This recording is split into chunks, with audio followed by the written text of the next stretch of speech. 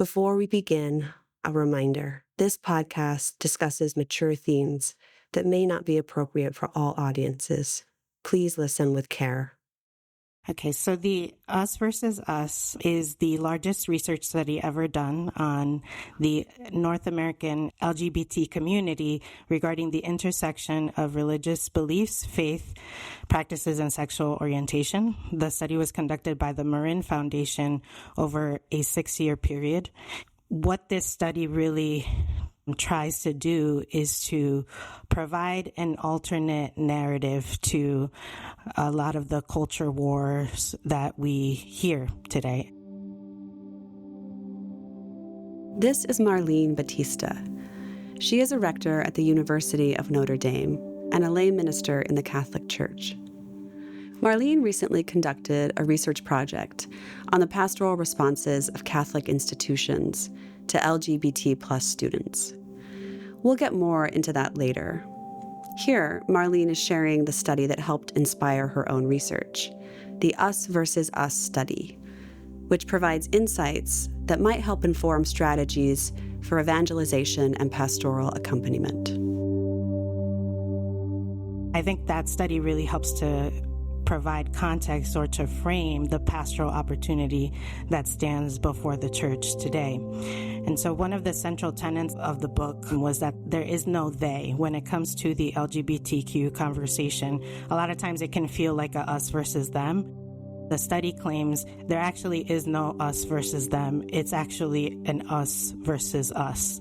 What the study does illustrate is that most people with an LGBT experience were raised in faith communities. The number one religious affiliation being Catholic.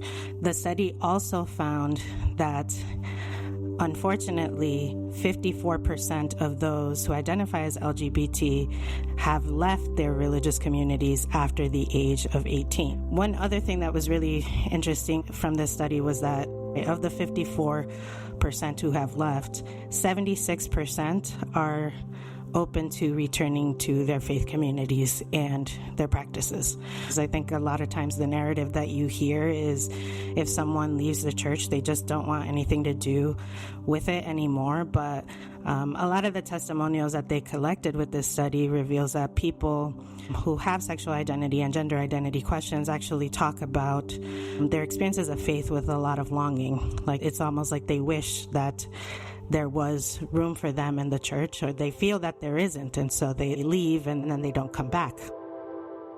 To show the scale and gravity of this problem, Marlyn showed me some numbers.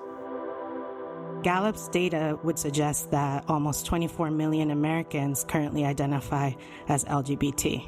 And so if the 86% of those 24 million grew up receiving some kind of a religious formation, then that would mean that about 21 million people with an LGBT experience were raised in faith communities from the ages of 0 to 18. And after age 18, 11 million of those 21, of those 11 million who have left, according to the Us versus Us data, then about 8 million of those people would be open to returning to the church or to the faith communities that they grew up in. And those numbers, like when you hear them like that, they're significant even of themselves. But then also if you think about the fact that each person in that count has a mother and a father and siblings, brothers, sisters, friends, cousins who love them, you realize the magnitude of the pastoral opportunity that is before the church when it comes to this conversation.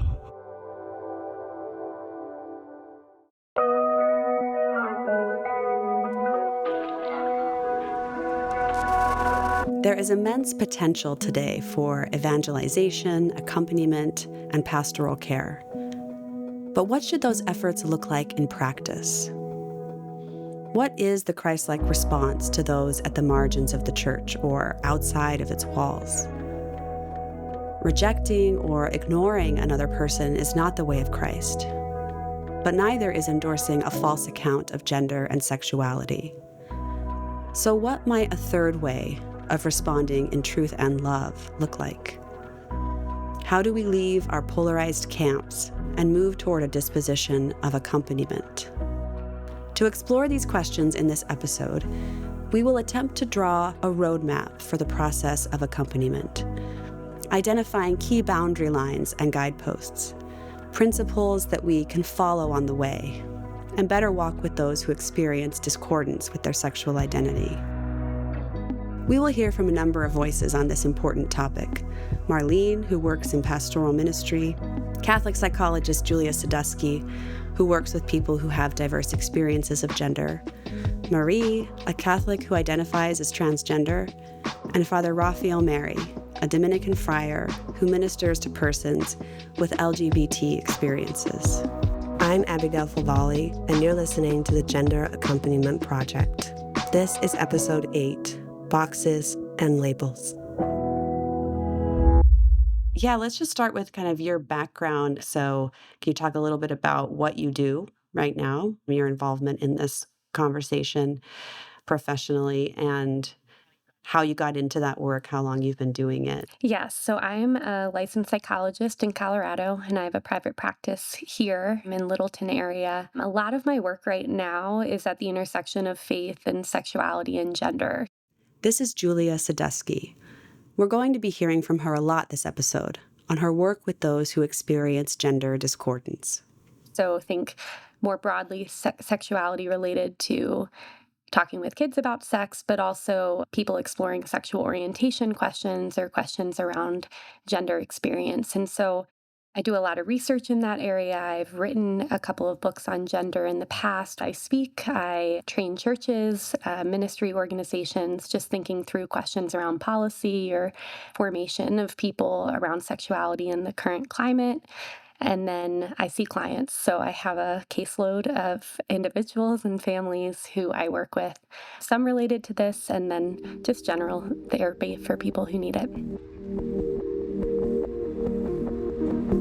Julia shared 3 lenses through which we can identify the various ways the culture at large approaches the topic of gender dysphoria.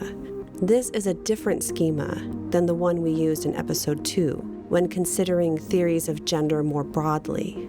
These lenses describe how people view and approach the condition of gender dysphoria specifically. They help provide a bird's-eye picture of the various ways people understand and approach that condition. Yes, so these lenses come out of Mark Yarhouse's work, Understanding Gender Dysphoria. What he was trying to do was explain how there are so many different starting points for people in the gender conversation and how that impacts how we view research, how we understand one another's or our own experience.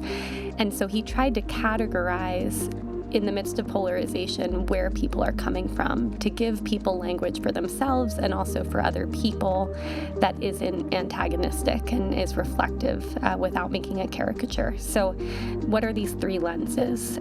Lens 1, he originally called the integrity lens. And the reason he used that language, and you'll get that from each lens, he named it what people in that lens would use to describe their approach. So I'm not telling you lens 1 has the most integrity, and if you disagree with that lens, you're wrong, but simply using the language of people in that perspective. The first lens, the integrity lens, is the response most congruent with a Catholic theological framework. Well, with some important qualifications that we will revisit later in this episode. Integrity lens people tend to focus on creational intent and sex distinctions as something that's not merely descriptive, but is actually prescriptive for humans. So that God made us male and female, and that the binary is actually reflective both of who we are and who God is. And so if you look at ways of managing gender dysphoria, for instance, like transition and using hormones and surgeries, people drawn to the integrity lens would say that's violating a kind of sacred integrity to male-female sex distinctions.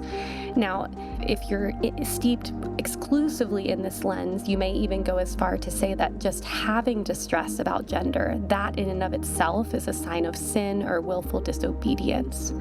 So it's not a non-moral reality, it's really a moral reality to have distress about your gender. So that's the integrity lens.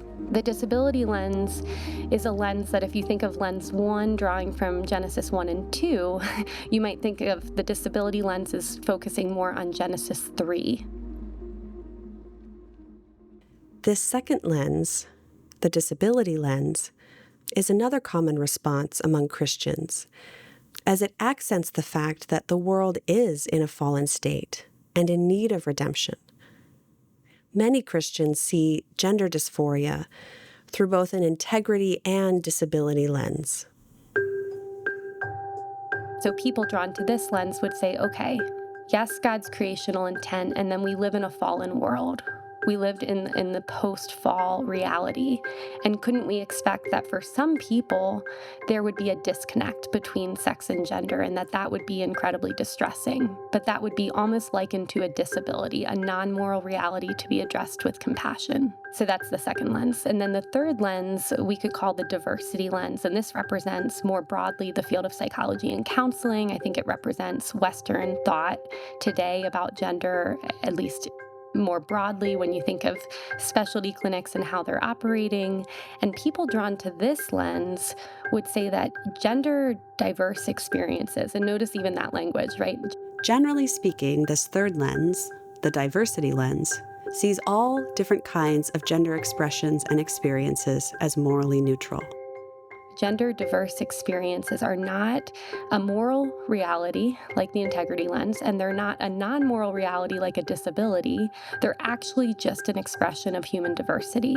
They're telling us about who people are, their identity, and where they belong, their community.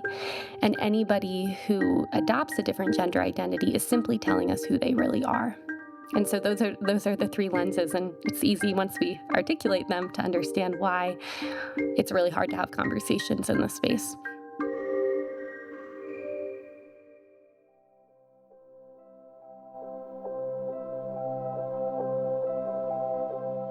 At first glance, there seems to be major differences in the underlying worldview assumptions of these three lenses, which creates a real obstacle to meaningful conversations about gender. Is it possible to open up channels of communication between those who subscribe to these different lenses? And how do we approach these three perspectives as Catholics? So a goal of this whole project is to try to elevate and diffuse the conversation around gender, to have a more substantive conversation, but also one that kind of resists polarization. So even just thinking from specifically a Catholic perspective, a contemplative, considering, curious perspective, what can we adopt from each of those lenses? Mm-hmm. And then the second would be maybe, what can't we adopt as Catholics from these lenses? Yeah, so I think when I think about a Catholic starting point in the gender discussion, I do think that the strength of the integrity lens comes forward really clearly, that it's not evident from Scripture and from church tradition that we can merely reject the Genesis accounts as descriptive of what it was, but they are meant to guide a framework for human sexuality, both in the area of sexual expression, but also in gender expression in some type of meaningful way. And so the idea that we are not people who have bodies, but we are bodies, I think that flows from the integrity lens and a high view of the body, right? Not that the body is something that we can manipulate at will, but something that we honor and we receive from God. And so I think that's the strength of the lens, is in anchoring in a historic understanding of embodiment and of the importance of human embodiment to express the divine and theological realities that we participate in, but do not get to deconstruct.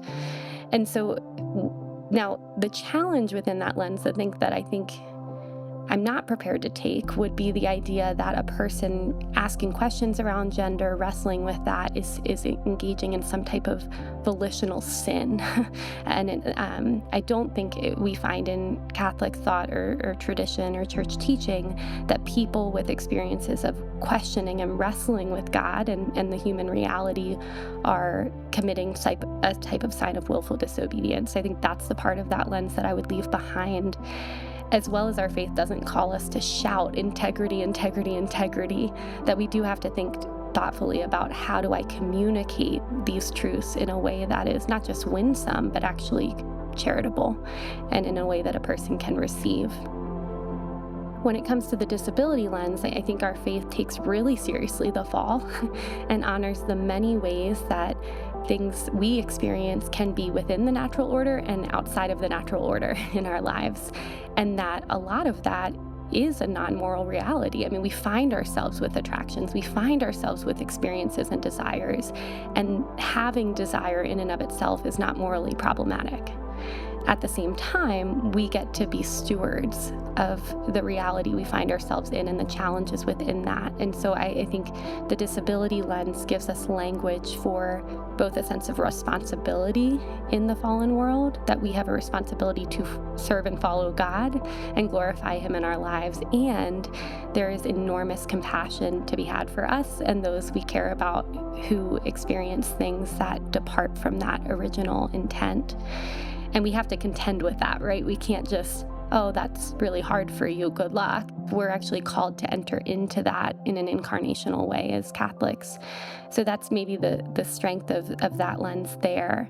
Now, I think for Catholics, it's not a false compassion where it's both holding people at arm's length and saying good luck to you, and it's also not a relinquishing of norms of sex and gender. So some disability lens people you could imagine saying, who cares about any of it? It's however people need to manage this is kind of up to them, so get out of the way. And so maybe we wouldn't go that far. And then I also would say that, I think as Catholics, we want to discern how to move beyond just the framework of disability, because if all I am is a disabled person, that's not a path to sustainably glorify God from. In fact, that can cultivate more of a victim mentality. So I think moving beyond disability, where we don't just think of people as less than humans who don't have anything to offer Christ and His church. And then that brings us to the diversity lens. I think what I hear from Catholics is, what could we possibly benefit from in the diversity lens? And the more I've reflected on it, the more, for starters, I have to acknowledge that the diversity lens is doing the best job at answering especially young people's questions that are normative and developmentally appropriate, such as who am I and where do I belong? And so even if I disagree with the conclusions offered by the diversity lens, what I have to honor is that lens is really knowing the deep longings of the human heart for belonging and identity and a sense of purpose and meaning in the world. And as faithful Catholics, I think we can acknowledge that maybe we haven't always stepped into this space trying to help people actually find pathways of belonging and meaning and purpose in the church in the midst of their experiences. The message has often been you have to change that experience or get rid of it in order to effectively be a part of the body of Christ. And so I think that lens is doing a good job at anticipating the questions people have and offering robust answers to them. And so then the Catholic alternative is what are we doing to answer those questions with people as opposed to for them? That's great. I also wonder, too, if in the diversity lens, like another piece that we could adopt as Catholics is a recognition of the diversity of individuals and the diverse experiences and the way masculinity and femininity can be lived out, and the diversity among men and among women. And that we do have there can be cultural scripts about the sexes that can be overly restrictive and constraining, and that there is a kind of diversity that we could embrace in a Catholic understanding. That's right. Yeah, I would say that one of the helpful cultural corrections that we're experiencing right now is the way gender stereotypes have become spiritualized and prescriptive in a way that is not reflective of the fullness of what it is to be a man and a woman and a daughter or son of God. And so I think I appreciate that critical engagement by culture, and maybe it's an opportunity for us to course correct a little bit some of those unhelpful stereotypes that don't actually serve all of us in understanding what it is to be embodied and sexed and to glorify God in meaningful ways across the diverse expressions of that. We will circle back to this point about the diversity of femininity and masculinity later on with Father Raphael. That said, no matter how you personally have responded to questions on gender, I think most of us would agree that the right response for Christians is not silence. Yet the response of silence is what actually characterizes the disposition of many Catholic institutions that embrace the integrity lens. Let's go back to our interview with Marlyn and her own research on this topic. While she was a graduate student in the Master's of Divinity program at the University of Notre Dame, Marlyn conducted a study on the pastoral responses of Catholic universities to LGBT issues. She shared with us what she discovered in her research. So the project that I conducted for my MDiv was exploring the current state of the pastoral care efforts for students who experience same-sex attraction and/or identify as LGBTQ at Catholic universities in the United States. This project was really a fruit of me trying to learn what it means to love my neighbor well when it comes to those who have an LGBTQ experience. And so my one goal with the project that I did was to try to offer some practical suggestions that can help improve how we as church and as ministers provide pastoral care to Catholics who have these kinds of questions. I ended up collecting data from 183 Catholic institutions, and all the information that I gathered was publicly available on their website. The information that I gathered really suggested, I think, 5 general trends that relate to the pastoral care of and efforts being conducted right now at Catholic universities. And the first trend was silence, basically a tendency to say nothing and to do nothing. I found that the phrase LGBT did not appear anywhere on the websites of 13% of the schools. So I did search LGBT, and I also searched same-sex attraction. And on 13% of the schools, there was nothing, not a single mention. Only 13% of the campus ministry offices actually even acknowledged the presence of students that have these kinds of questions. But I will say that just the mere acknowledgement of existence didn't automatically translate into tangible pastoral care efforts. Sometimes it may have been just a mention. So there's not a lot out there. Mm-hmm. Then I noticed that there wasn't any differentiation between LGB experiences and T experiences. They're always referred to as a single unit, which I found to be a little strange because students who are identifying as LGB are asking fundamentally different questions than students who are identifying with the T. And so if we want to provide good pastoral care, I think lumping those together isn't the best. As a quick sidebar, this is an important point. The tendency in our culture with the LGBT plus acronym is to conflate many different experiences of sexuality and gender into one category. And the studies discussed in this episode take that approach. But while same-sex attraction and gender discordance might converge in one person's experience, that's not always the case. There are meaningful differences between these experiences and the theological questions they raise. So it's important to be attentive to that when approaching pastoral care. Now back to Marlyn's interview and the third trend she observed.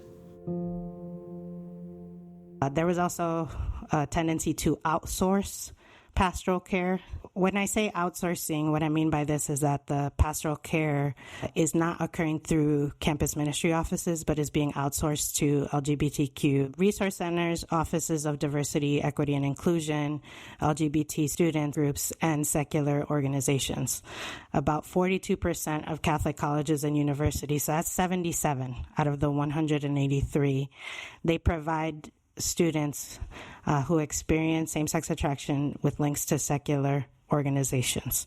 I will say, like, connecting students with secular organizations, that's not necessarily a bad thing in and of itself, but each organization that we associate ourselves with should be carefully discerned, because not all organizations are going to contribute to the sanctification of our students, which is what we're hoping for at Catholic universities. And so I found that some of the organizations that some Catholic colleges were linking to were just not at all compatible with the Catholic faith. And that relates to the number 4 trend. Mm-hmm. Yeah, the general absence of Christ. Interestingly, Catholic institutions that aren't silent about gender typically adopt a diversity lens with no explicit call to discipleship. I think I was blown away by even what was out there. Generally, the focus when people would put out a statement or something like that was human dignity, which is very important. But if Jesus was mentioned, he was mentioned in the sense that, well, Jesus was compassionate, and so we should be compassionate towards others. But there is no effort to really invite students to enter into discipleship. The efforts that I did see, including small groups and retreats, seem to be entirely focused on sexual orientation and gender identity, with heavy emphasis on affirming student identities without any necessary tie to faith. The last kind of trend that I noticed was the language appropriation. What I meant by this is the tendency to adopt terms coming from secular contexts for the purposes of pastoral care. A lot of times I saw that the efforts to outreach to students just focus explicitly on sexual orientation, but there wasn't an invitation to come to know Christ, come to learn His will for you, come to experience what it's like to follow Him. That's like the entire purpose of the church, right? To invite people to evangelize, to invite them to life with Christ. If we are not providing people who have this experience with the opportunity to come to know Christ intimately, then what are we doing? What is the purpose of the pastoral care effort if it's not to help connect people to the God who cares for them?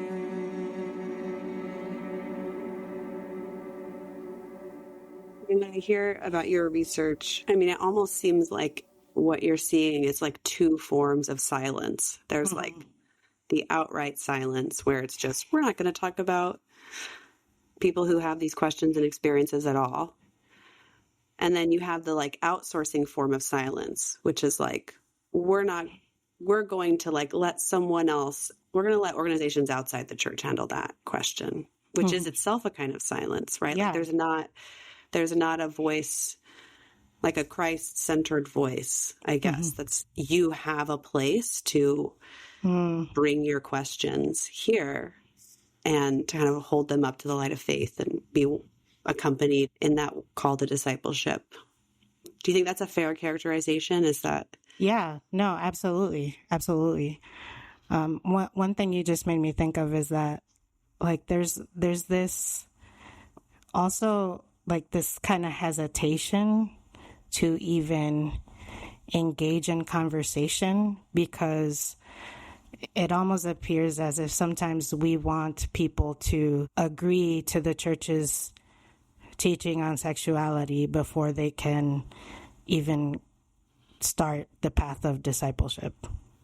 And it's like, how can someone agree to something if they're not like any cross that is in our life, I think, can only be embraced if it is a fruit of love. I'm not going to embrace the cross because somebody truth bombed me. Like, it's just, that's not a thing. Like, I'm going to embrace it, right? Like, in great pain, but because it's a fruit of the love that God has poured out over me. In addition to these general trends of silence and outsourcing on the part of Catholic institutions, there is another wrong way of responding to those who experience same-sex desire or gender discordance. This is the way of outright rejection, of ostracizing people from our families and communities.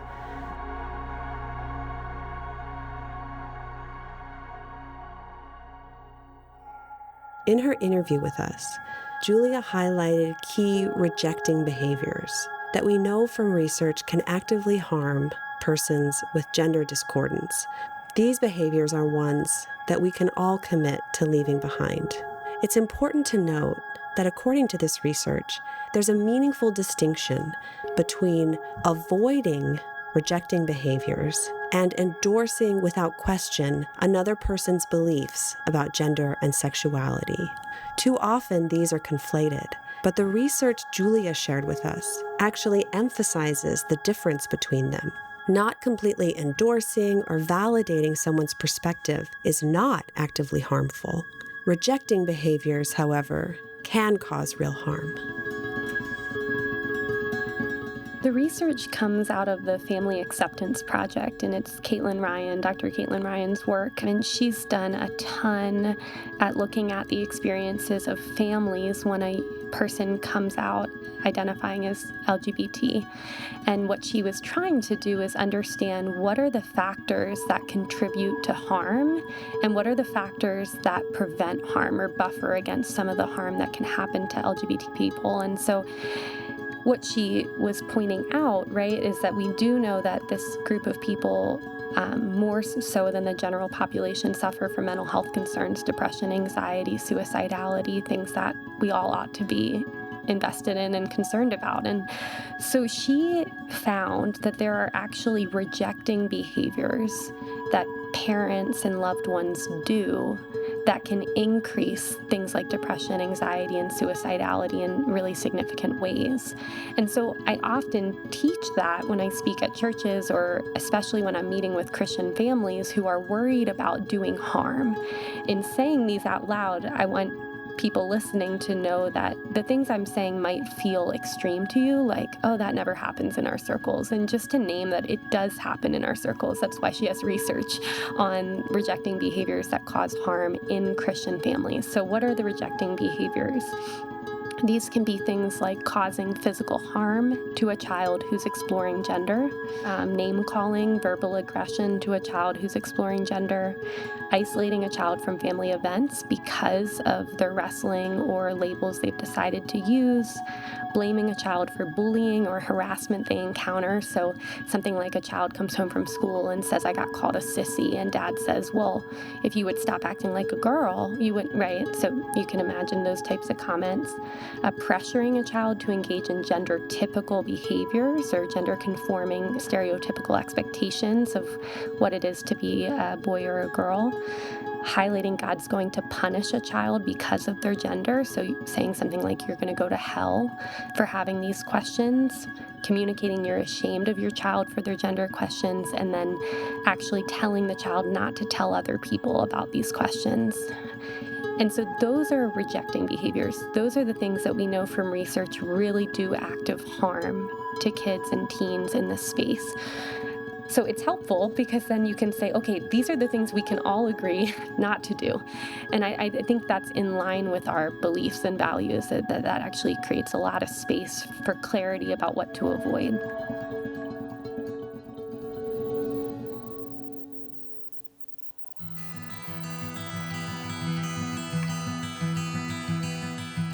I'm grateful that most of the Catholics I personally know would never adopt or endorse these practices. But Julia, in her line of work, has witnessed these rejecting behaviors in some Christian families and communities. And I also talked with Marie, an autistic Catholic who identifies as a woman and who has faced a number of these behaviors firsthand. It's important for us to hear stories like Marie's as well.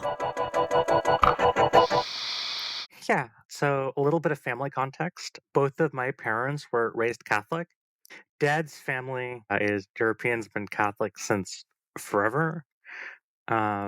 My mom's family is Asian and has been Catholic for at least the last 300 years. My dad was kind of a lapsed Catholic or more just irreligious. I guess he'd call himself an avowed agnostic by the time I was born. But mom was always still very much a practicing Catholic. So I grew up in a Catholic household. My mom tried to take us to mass every single Sunday, just very much on the religious side. And we'd come home and have family breakfast. Yeah, so I always felt really drawn to church growing up. I felt very disconnected to other people, and I didn't really understand myself in relation to other people. And um, I don't know, the other kids took me as very strange. Some people were like, "Oh yeah, I could tell. Yeah, I knew I was like a girl or a boy at like age 3 or 4 or 5." But it's like I just felt kind of disconnected from people, and I just didn't really know how to relate. I think a lot of that was being autistic. By grade 7 or 8, I ended up being sexually assaulted multiple times, each by both boys and girls. And so part of that was in middle school. I had gynecomastia, which is a common thing. Usually it goes away. In my case, it didn't really. In the locker room, I got sexually assaulted repeatedly because I effectively had breasts. That was pretty rough.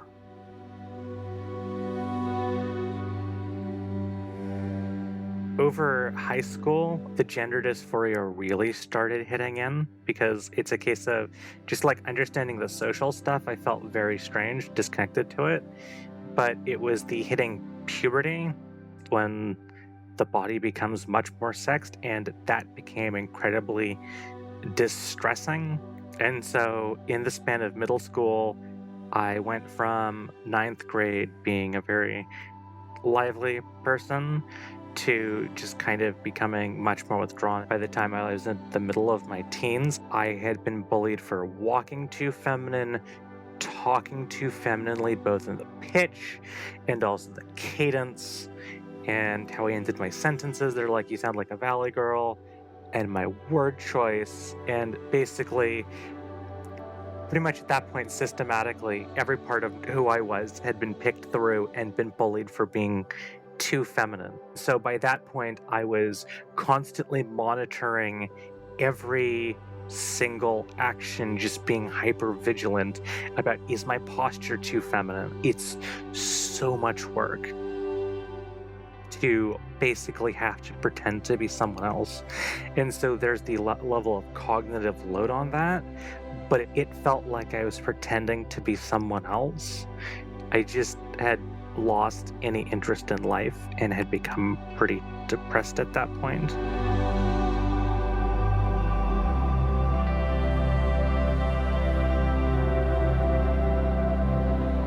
I had also started getting, I guess, what were like panic attacks when I would go to church. Our parish was a bit loud, so there's a lot of sensory stuff going on, but then also there's the feeling the need to constantly police your actions in terms of gender presentation. I'm autistic and I'm trying to deal with all of the sensory stuff, but also I'm trying to regulate myself and I'm constantly policing all of my actions in addition to being in a sensory unfriendly environment.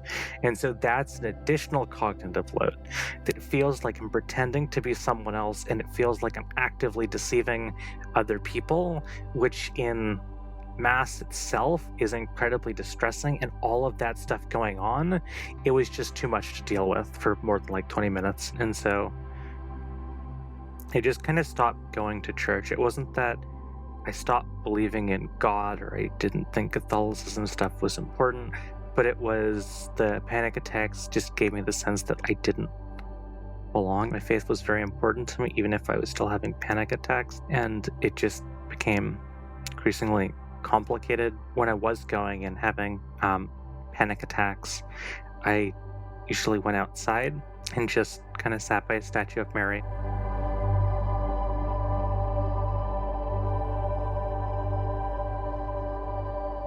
During this time, Marie found some camaraderie in scouting, especially in a co-ed scouting crew that included lots of girls. So like by the time I was 16, I ended up in venturing, which is part of scouting. And so the venture crew had a lot of girls who were like the sisters of scouts. And so it was interesting once I switched to a setting that was like mostly girls. We were still doing a bunch of boyish stuff, but it just never felt like I had to put on that performance of masculinity.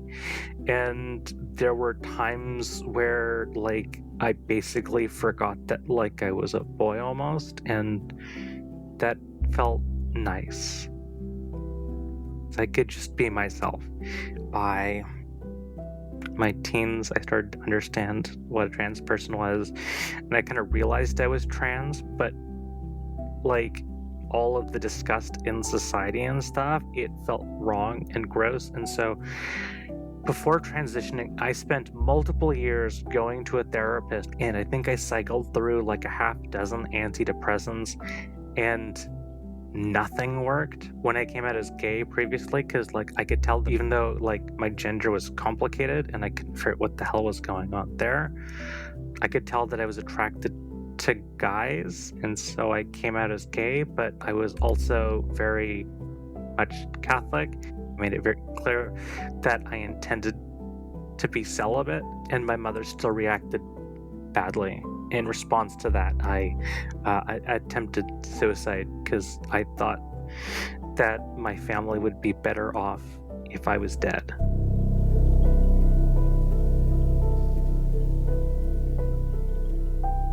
When I realized I was trans, and by the time I had started to run out of options on years after years of therapy and trying all sorts of antidepressants and anti-anxiety medications because of just how bad it was.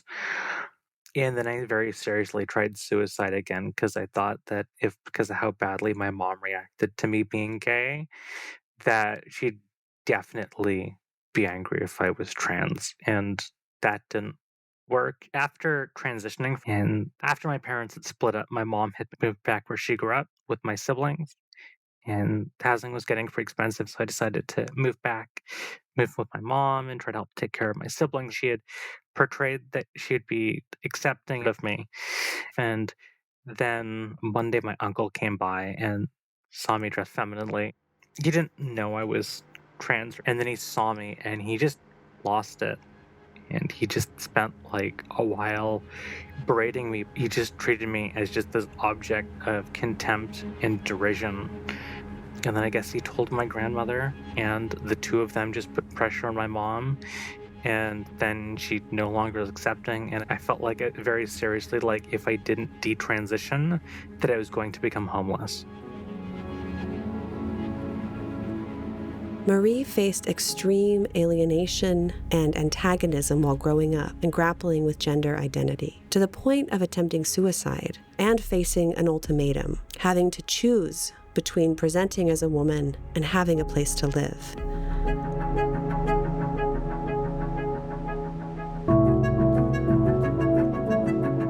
That kind of coercion is not the way of Christ, who invites us to step toward him in freedom, not because we are being pressured or coerced. What then can we do? How do we find these alternative paths that lie between the way of rejecting the person and affirming a false paradigm about gender? Back to my conversation with Julia.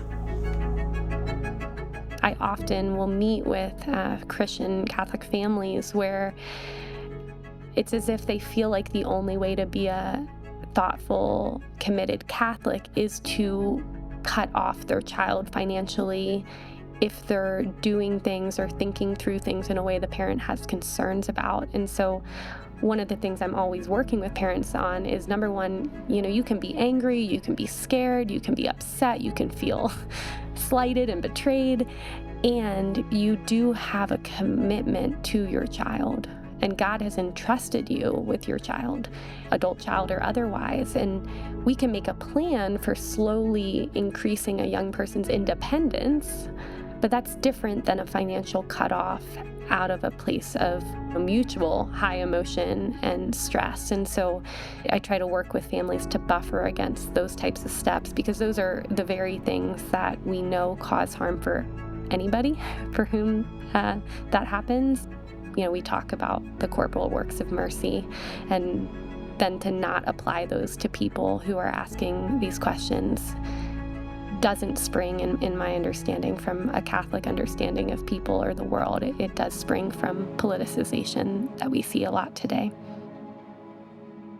I think anytime there's polarization, right, we get more extreme. And so I think what it ends up happening is the more extreme I get in my position, the more the caricature I create of the other side is more extreme because I'm further away from them. So I think one of the mistakes that's being made across the board is many of us silo ourselves, and that's true in our social media exposure. That's true in our faith communities. We stick with the people we agree with, and we alienate and villainize and say those people over there to the people we disagree with. And so I think, on all sides, we can make a caricature of a group of people and assume that every person wrestling with gender thinks about politics in the same way, thinks about gender in the same way, understands their embodiment in the same way.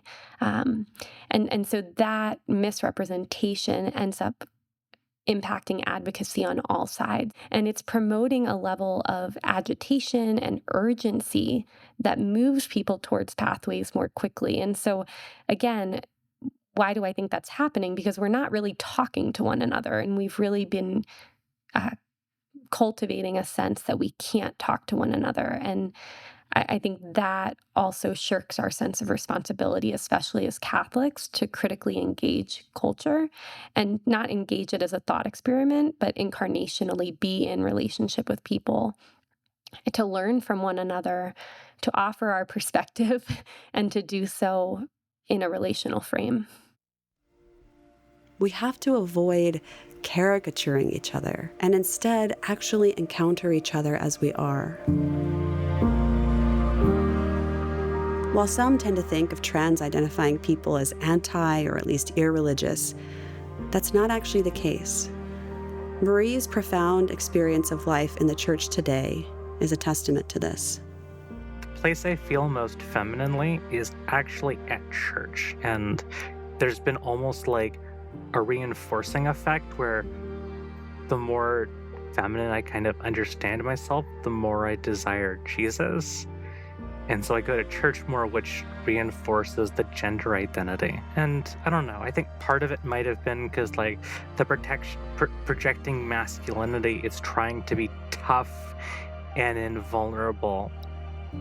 But Jesus doesn't overpower us. We have to willingly let him in and be able to be emotionally vulnerable and all of that kind of stuff. So it's the transitioning and stopping all of this bullshitting and stuff and being able to adopt a more feminine gender identity and a gender role has really drawn me close to God and the church.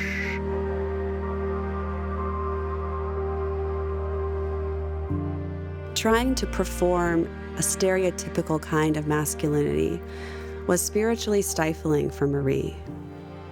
And while I have some disagreements with Marie about what it means to be a woman, I also hear, in Marie's story, the genuine cry of a heart that longs to be Christ's bride. And that is our ultimate calling, both Marie's and mine. Beginning to accept a part of oneself that one feels has to be hidden or suppressed can be a crucial step forward in the path toward integration, toward accepting the whole of one's personhood in Christ.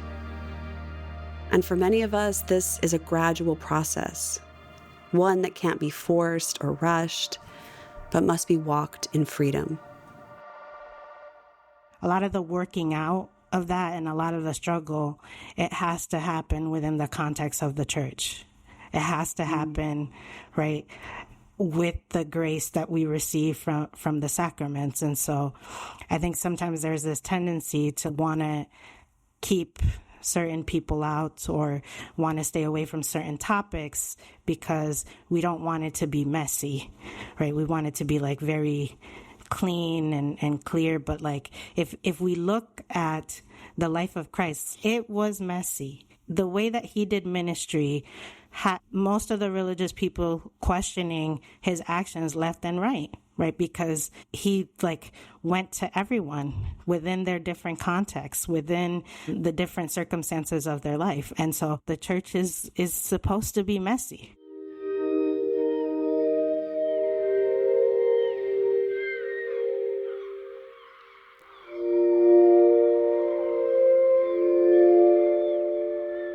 One prerequisite needed for accompaniment is the willingness to follow Christ into messy, imperfect human circumstances, and to do so with his disposition of love and patience.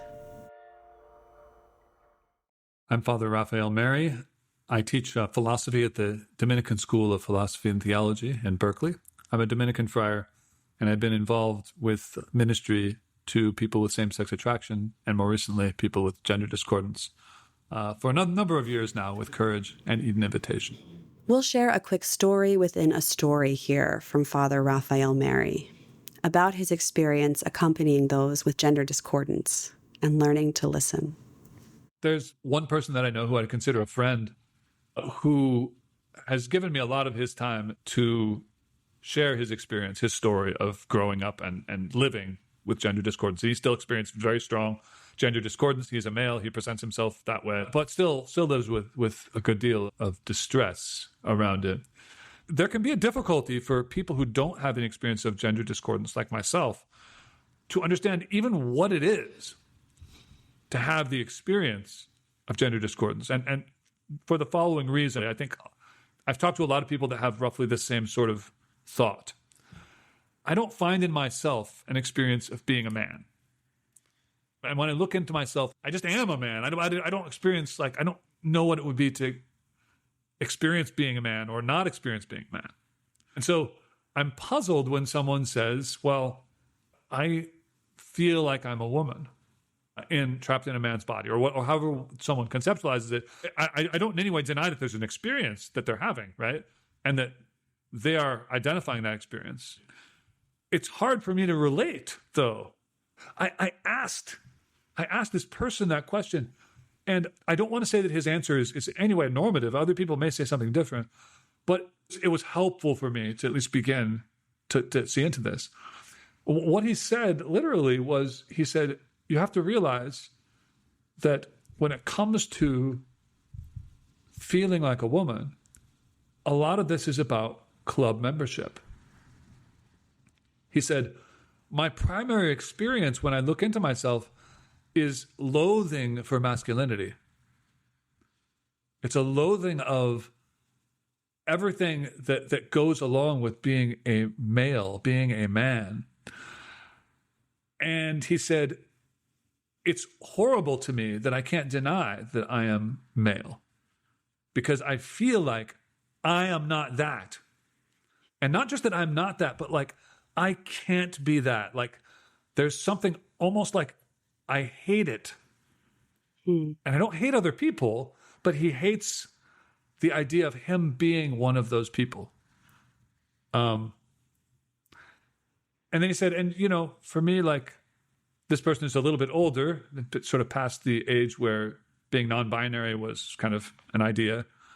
He said, well, if I don't fit in there, I have to fit in somewhere. It's important to underscore Father Raphael's point here, that this is not the only kind of experience of gender discordance. We shouldn't take any one story as a blanket explanation for the experience at large. But as Father Raphael gives witness to here, we have to be able to pause and listen to someone first, before just assuming what it is they are experiencing, listening closely like Christ, instead of caricaturing from a distance, is another key dimension of Christ-centered accompaniment. Making this task a priority will not only do better justice to how the Church understands men and women, it may also be a preventative step in some situations, which stops a man hating his masculinity or a woman hating her femininity because of all the cultural baggage that we heap on those terms. So what are positive guidelines for accompaniment? What are good tips and strategies for those of us in a position to accompany someone else? Yeah, I think one of the things that comes to mind first is taking the pressure off. I think a lot of Catholics feel a sense of responsibility to, kind of show up perfectly in this space. And all the time, I am putting my foot in my mouth in conversations. And the key is not perfection. The key is not saying things right, knowing all the definitions. The key is being able to share tenderly, receive feedback, ask about how is it landing what I'm saying to you, and to be able to make adjustments when necessary, and to learn, right? And to learn how to be better equipped through real relationships with real people. And that involves a lot of rupture and repair, I would say, in the gender conversation. Things are changing so drastically that I think most of us either just research ourselves into the ground and don't actually use that research anywhere, or we get paralyzed and shut down and just say, it's too much for me. I don't want to talk about that. But in this cultural moment, I do believe that God is calling Catholics to lean in and giving us an opportunity to lean in a way that is really scary and will embolden our faith as we do it. We've been talking a lot about how you talk to someone who might have this experience, but what about just how you talk about, trans people in general? Thinking maybe specifically about how they're presented in homilies or how parents might talk about it. So as a therapist, I know this, right? 92% of our communication is our tone, facial expressions, the nonverbal cues. When I speak on gender and say to a group of people who identify as trans are made in the image and likeness of God. They are loved by God. They have dignity and worth. And we as Catholics believe that.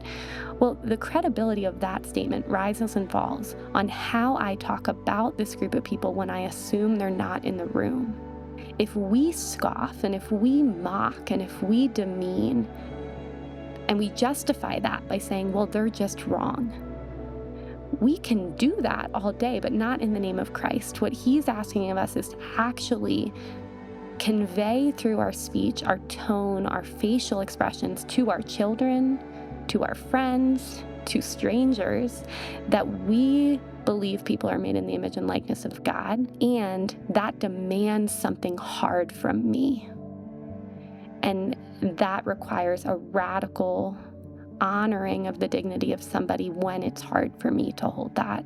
You can disagree with somebody, you can have concerns about pathways they may or may not be on, and we still don't mock. And that is the thing that will change how bigoted we seem to the broader population, not us telling them that we're not bigoted. Well, what have you learned by really spending a lot of time walking with people who have this experience? Yeah. And I have gained so much perspective, just wisdom, and both on a human level, but also on a spiritual level from deeply convicted Christians who are wrestling with God in this space. I've learned from people wrestling with gender that there's this importance of lament. I never had that crystallized until I sat across from a 9-year-old with dysphoria who was crying out to God, screaming in anger, "Why did you make me this way? And know this would be my life." And it taught me, do I do that with God? How do I do that with God? How do I bring my honest lament to him in prayer? And I didn't know that before. It started a journey for me of looking into a Catholic understanding of suffering, the redemptive aspects of suffering. I mean, I think it taught me not to sugarcoat the cross, but to contend with crosses in my own life and to say, well, if other people are picking up heavy burdens to follow Jesus, maybe I'm inclined to do that more too. And it got me honest about the ways that I shirk suffering in my own life and then put burdens on other people to pick up theirs. And I don't know that I would have learned that before. And then just this idea that God calls people to reflect himself in really unique diverse ways. And most of the times, if we're honest, when we're reflecting him, we don't see it. And that's something I've been struck by with my clients, is many of them don't see the ways that they're reflecting God so powerfully and uniquely to the world. And they're looking to kind of bypass or get rid of this experience of distress, when really there's something within the embodiment and the challenges within that for certain people that tells us something really powerful about who God is and how much he loves us where we are. I think maybe that's the final thing, is being able to see and encounter the love of God through real people who are pursuing him and some who are not pursuing him, and to really deepen my understanding of the patience of God when I feel impatient with myself and with people who are on their own journey. As we wrap up this episode, let's recap. How can we, as followers of Christ, better love those on the peripheries of the church? Well, let's start with what we should not do. We should not speak about or treat any person, trans-identifying or otherwise, as anything other than a child of God, made in God's image and likeness. We can also know that consistent silence is not the way of Christ, and neither is outright rejection or coercion. And we should not shy away from sharing the whole gospel, including Christ's call to discipleship, a call that is meant for every human heart. Now, what can we start doing? We can speak about persons with dignity, especially when they are not in the room. And we can be more open to what masculinity and femininity might look like lived out, so that we don't enforce ideals of womanhood and manhood that have little to do with the vision of the church. We can seek to honor the God-given conscience of every person in our conversations, even when someone might be in the wrong. And following Christ's own example, we can each adopt a posture of patience, charity, a willingness to enter into the complexity of another person's situation. And we can be ready to welcome a person into the church, with the awareness that conversion is a lifelong, gradual, ongoing process, and entering the church is just the beginning, not the culmination. This is a step, perhaps a huge leap, that must be made in faith and also with true freedom. We'll see you next time. From the McGrath Institute for Church Life at the University of Notre Dame, you're listening to the Gender Accompaniment Project. This series is written and hosted by me, Abigail Favali. Today's episode was co-written with Corinne Starcynic. Our producers are Nick and Corinne Starcynic, and our executive producer is Noah Braden. Special thanks to Marlyn Batista, Julia Sadusky, Marie, and Father Raphael Mary for being part of today's episode. Thanks for listening.